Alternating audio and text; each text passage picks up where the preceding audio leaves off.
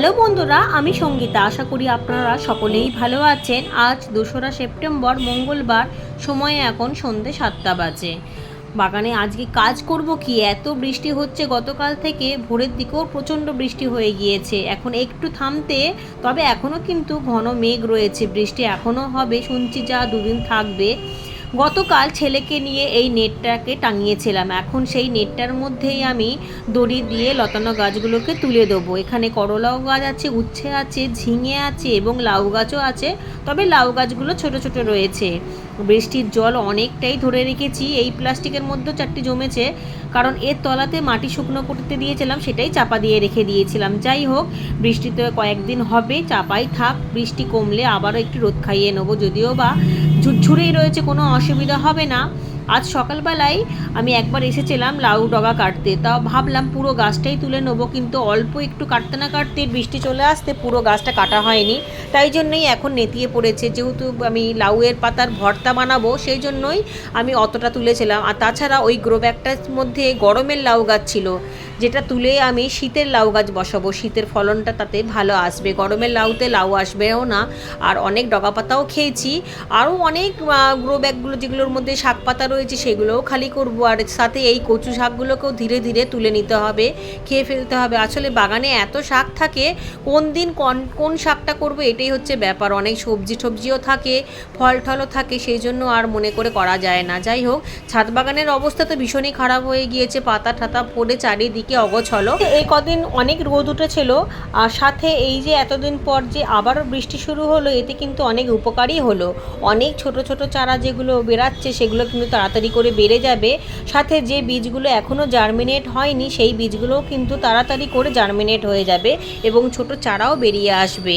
আমার যদিও বা অনেক চারা বেরিয়ে এসেছে এবং অনেক দানা এখনও ফেলেছি, সেগুলো বেরাতে বাকি রয়েছে। এই বৃষ্টির ফলে কিন্তু সেগুলোও খুব ভালোভাবে বেড়ে যাবে। ছাদ বাগানে চুন নিয়ে অনেকের অনেক কনফিউশন আছে। অনেকে বলেন পাউডার চুন সব জায়গাতে পাওয়া যায় না, সেক্ষেত্রে ভেজা চুন কিভাবে ব্যবহার করা যাবে, এই নিয়েই কিন্তু প্রায় সময় প্রশ্ন আসে।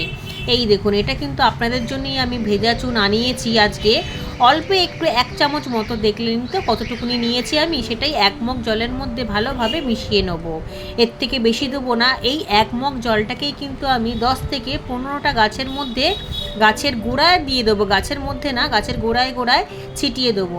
তবে এই মুহূর্তে যেহেতু বর্ষা হচ্ছে, তাই জন্য কোনো গাছেই দেবো না। এখানে একটা খালি ক্যারেট আছে যেখানে মাটি রয়েছে, সেই মাটিটা শোধন করার জন্যই আমি এই 1 মগ চুন জলটা দিয়ে দিলাম। যেহেতু ক্যারেটটা অন্যান্য সবজির ক্যারেটের থেকে অনেকটাই বড় আর অনেকটাই মাটি রয়েছে, মাটিটা শোধনও হয়ে যাবে।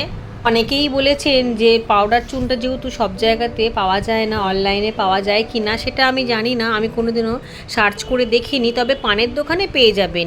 তো এইভাবেই ব্যবহার করবেন। আর যদি পাউডার চুন পান তাহলে তো কোনো সমস্যাই নেই, তবে ভেজা চুনেও কিন্তু কাজ একই রকমই দেবে। বর্ষার জল পেয়ে বেগুন গাছটা কত তাড়াতাড়ি বেড়ে গিয়েছে দেখুন, আর ব্রাঞ্চও হচ্ছে তেমন। কচু গাছটাকে তুলে নিতে হবে, অনেক বড় হয়ে গিয়েছে, এমনকি লতি থেকেও যে ডালপালাগুলো বেরাচ্ছে সেটাও ছেয়ে গেছে।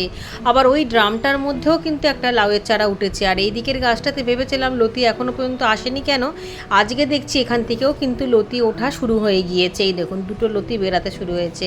যদি একটু খোলামেলা জায়গা থাকতো তাহলে ভালো হতো। এই ড্রামটা যেহেতু বেশ খোলামেলা, তাই লতি থেকে যে কচু গাছগুলোকে বেরাচ্ছে সেগুলো কিন্তু স্পষ্ট বোঝা যাচ্ছে। তবে সবই তুলে নেব, কারণ এই ড্রামটার মধ্যেও আমি শীতের গাছ বসাবো। আর এদিকে দেখুন, এই ঝিঙে চারাটাকেও আমি এই দড়ির সাহায্যে বেঁধে দিয়ে ওই নেটের মধ্যে তুলে দেবো। এতে নেটের মধ্যে বেয়ে, বেড়ার মধ্যে বেয়ে যাবে, খুব ভালোভাবে হবে। কাঠের ছাই ছিটিয়ে দিয়েছিলাম বরবটি গাছে, কিন্তু যা বৃষ্টি হলো সবই ধুয়ে গেছে। কিছু তো করার নেই, আমরা খুব জোর কাঠের ছাই বা কোনো রকম কোনো ওষুধ দিতে পারি, কিন্তু এত বৃষ্টিতে তো সেটা থাকবে না। এখন বৃষ্টি শেষ হবার অপেক্ষায় রয়েছি, আর বৃষ্টি ভালো লাগছে না। যদিও বা অল্প অল্প বৃষ্টি ঠিক আছে, কিন্তু এত অতিরিক্ত বৃষ্টি হলেই তো অসুবিধা।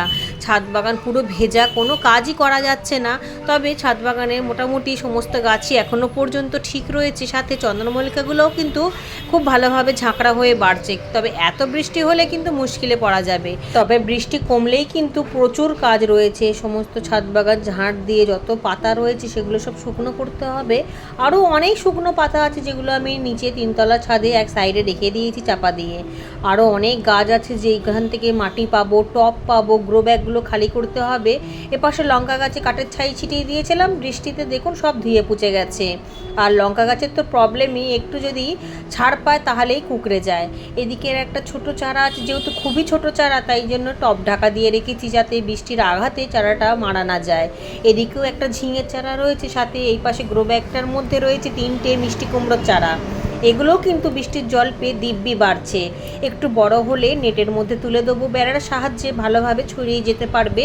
আর মিষ্টি কুমড়ো পাতা কিন্তু আমার খুব ভালো লাগে চচ্চড়িতে। জবা গাছেও খাবার পেয়ে ভীষণ সুন্দর ফুল ফুটেছে। জবা গাছ যেহেতু খাবার খুবই পছন্দ করে, আর বৃষ্টি হওয়াকালীনও আমি অনেক খাবার দিয়েছি। এত ঘন মেঘ হয়ে রয়েছে যেন মনে হবে যে সন্ধে হয়ে গেছে, কিন্তু এখন কিন্তু দুপুর 2টো বাজে। এখনই এমন অবস্থা।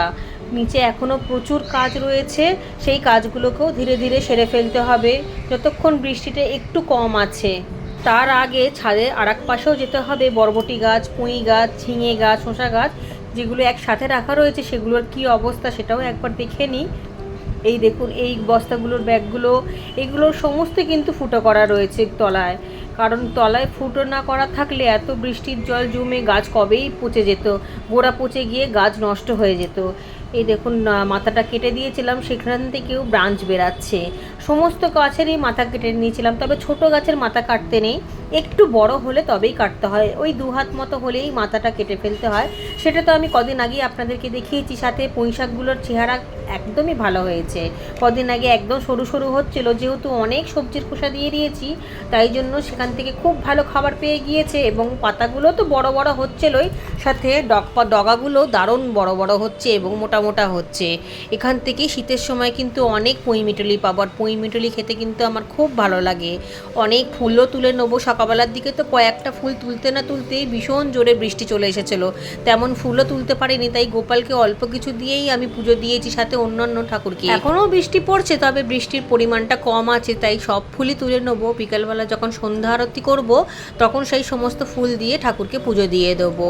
জবা গাছের জবা ফুলগুলো তুলে নেবো, লাল জবাও তুলে নেবো, তবে অ্যালামন্ডা ফুলগুলো আমি কোনো সময়তেই তুলি না, খুব কম সময়তেই তুলি। যখন হলুদ ফুল দিয়ে ঠাকুরকে সাজাবার ইচ্ছা হয় তখনই তুলি।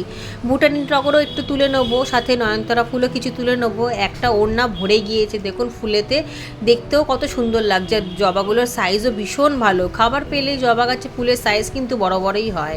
এদিকে ভুটানি টগর গাছ আছে, সেটা থেকেও কিছুটা ফুল তুলে নেবো। আর প্রচণ্ড বেশি বৃষ্টি হওয়ার ফলে ভুটানি টগর গাছে খাবার বেশি হয়ে গিয়েছে, তাই জন্য পাতার মধ্যে ছোপ ছোপ দাগ এসে গেছে। বৃষ্টিটা কমলে আবারও ঠিক হয়ে যাবে।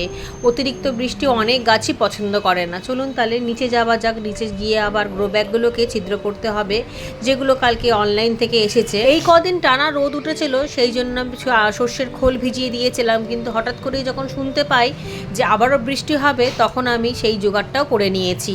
ওপরে টি ব্যাগগুলো শুকনো হচ্ছে, আর নিচে এই বাটিটার মধ্যে সর্ষের ছোকলা আমি ভিজিয়ে রেখেছি। আমি কিন্তু বড় ড্রাম বা বালতির মধ্যে ওইভাবে ভেজাই না, আমি বাটির মধ্যে করেই ভেজাই। যখন প্রয়োজন হয় এখান থেকেই 1 হাতা 2 হাতা নিয়ে গাছ পিছু দিই, কারণ কি সব গাছে দেবার মতো সময় হয়ও না, আর সব গাছের খাবারের চাহিদা সবসময় একরকম থাকে না। কিন্তু বৃষ্টির সময় তো আর দেওয়া যাবে না, তাই নিমখোল দিয়ে রাখছি। নিমখোল দিলে কোনোভাবেই পোকা আসবে না, তবুও রোজ একবার করে নাড়া দিতে হবে। এটা 15 দিন পর্যন্ত খুব ভালো থাকবে, কোনো অসুবিধা হবে না। 15 দিনের মধ্যে খুব ভালোভাবে পচে গেলে বরঞ্চ ভালোই হবে, আর বৃষ্টি তো অতদিন পর্যন্ত থাকবে না। চলুন বসে গিয়েছি গ্রো ব্যাগ নিয়ে, যেগুলো কালকে মিশো থেকে এসেছে। অনেক সময় ছিদ্র থাকে, অনেক সময় ছিদ্র থাকে না। এক বন্ধু বলেছে যে ছিদ্র করা নেই, সেগুলো কি রিটার্ন করে দেওয়া যাবে, বা ছিদ্র কিভাবে করতে হবে, এটা কোনো সমস্যাই না। একটুখানি মোমবাতি জ্বালিয়ে ধূপকাঠি জ্বালিয়ে ছোট ছোট করে ছিদ্র করে নিলেই কিন্তু হয়ে যায়। ছোটোখাটো জিনিসের মধ্যে এত সমস্যা খুঁজলে কি হয়? আসলে আমরা সব কিছুকেই খুব সহজ বলে মনে করি, আর যারা প্যাকেজিংটা করেছে তারাও তো মানুষই তো মেশিনের মধ্যে দিয়েই এগুলো করায়। তাহলে আমাদের মধ্যে যদি একটুখানি মিস্টেক হয়ে যায়, তো তাদের মধ্যে মিস্টেক হলে এর মধ্যে বড় কথা কি আছে? আমরা সহজ জিনিসগুলোকেই সমস্যা বলে মনে করি, কিন্তু বাস্তবটা একেবারেই উল্টো। ছাড়া এটা কিন্তু খুবই মজার ব্যাপার, খুব মজা লাগছে এটা করে, দেখুন আপনাদেরও ভালো লাগবে। মোমবাতি জ্বালিয়ে ছোট ছোট করে এক র ধরে ছিদ্র করে নেবেন, দেখতে দেখতে করাও হয়ে যাবে আর মনটাও ভালো লাগবে। ছোট ছোট কাজের মধ্যে যে কতটা সুখ থাকে এ আপনাদেরকে বোঝানো যাবে। তবে অগোছলো করে যা হোক তা হোক করে হড়বড় করে কোনো কিছু করবেন না, যেহেতু আগুনের ব্যাপার একটু সাবধানে করতে হবে, ধীরে ধীরে করতে হবে। তাড়াহুড়ো করে কাজ করলে সেই কাজ কিন্তু গন্ডগোল হয়েই যায়, সেই কাজে সমস্যাও হয়। একটা ন্যাকড়া জল নিয়ে বসবেন, যাতে কোনো রকমভাবে আগুন লাগার ভয় থাকলে সঙ্গে সঙ্গে ন্যাকড়া দিয়ে চাপা দিতে পারবেন বা জল ছিটিয়ে নেভাতে পারবেন। এই দেখুন, যে কোনো কাজ ধৈর্যের সাথে করলে কিন্তু একেবারেই পারফেক্ট হয়। কত সুন্দর ছিদ্রগুলো হলো দেখুন, কিন্তু বড় বড় ছিদ্র করবেন না, এমন ছিদ্র করতে হবে যাতে জলটা ছেঁকে বেরিয়ে যায় অথচ মাটি বেরাবে না।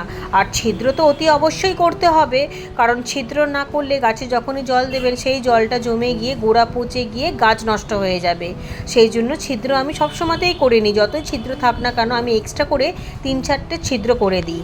এক বন্ধু বলেছে গ্রো ব্যাগগুলোকে উল্টিয়ে দেখানোর কথা, তো আমি উল্টিয়েই কাজটা করলাম।